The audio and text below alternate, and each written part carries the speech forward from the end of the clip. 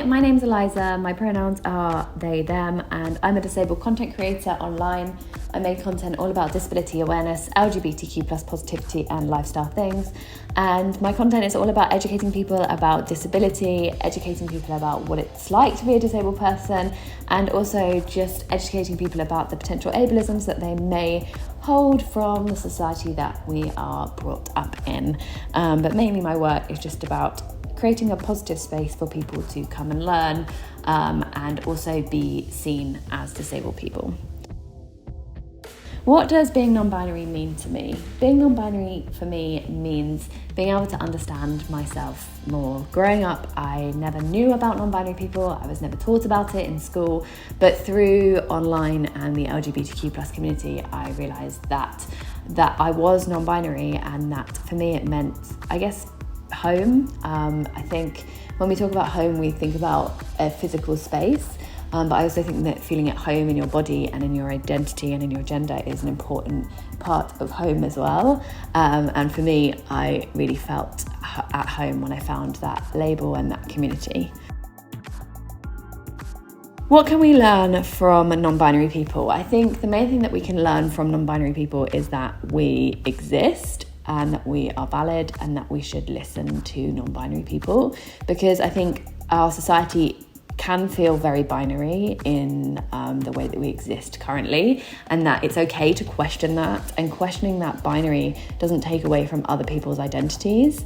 And I think it's really important to listen to non-binary people, communicate with non-binary people, and ensure that our society and going forward within our society, we can be as inclusive to everyone as possible. For me, the phrase gender euphoria means happiness, it means connection, and it means feeling myself. And I think gender euphoria can come in many different ways. It can come from somebody using your correct pronouns, it can come from clothes, it can come from makeup, it can come from a variety of different places.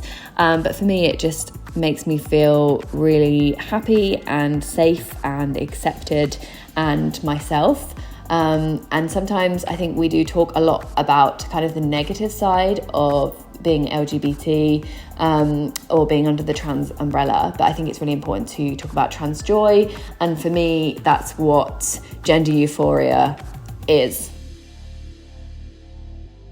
For me, I feel most liberated when I'm in a situation where my correct pronouns are being used, I feel safe, I feel secure, and also when places are accessible. I'm a wheelchair user, and so often I get to locations and they're not accessible, and that includes LGBTQ plus friendly spaces, and that's really hard because you feel completely left out and like you're not welcome in that space, and that can be really upsetting. But for me, I feel most liberated when I can kind of enter a space, feel heard and listened to, and without any issue for access, because so often when people see me, there's sort of oh my goodness, there's a wheelchair, what are we going to do? But I feel most liberated when that isn't a big deal and I'm just accepted and welcomed.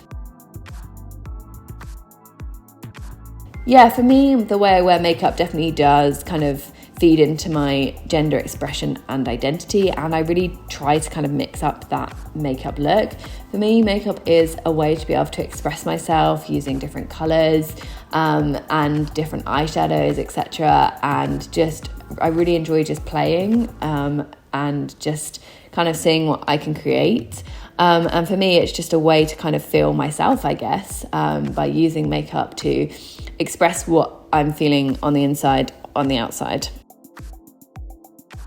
For me, one of the things that I love about makeup is just how different you can kind of make yourself look from, you can use it as a costume design to kind of everyday makeup, which for me, I think, wear makeup if you want to, don't wear makeup if you don't want to, and both is great. But I think it's just so exciting that you can kind of create so many different looks, and also you can create so many different looks using like one palette or whatever, and you can really, go really big one day or maybe not so big another, and just really play.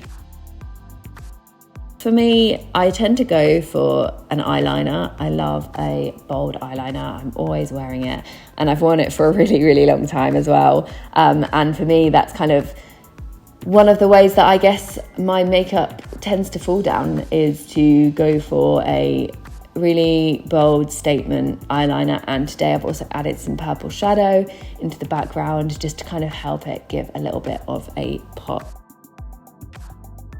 Mainly just that you are valid and an amazing member of the community, and that, you know, wherever you are at the moment, I am sending you positive vibes, and just know that I am with you and support your gender and pronouns, and that even if you're not in a safe space right now, I hope that one day you will be. I think that within our society, there's a lot of work to do around non-binary people and ensuring that non-binary people are included, and I think that those conversations are starting to be had, but there's a lot of work to do, and I think it's really important to include a mix of non-binary people when we are kind of having these conversations, ensuring that we are talking to a mix of people, getting a mix of opinions, and ensuring that everybody is as included as possible.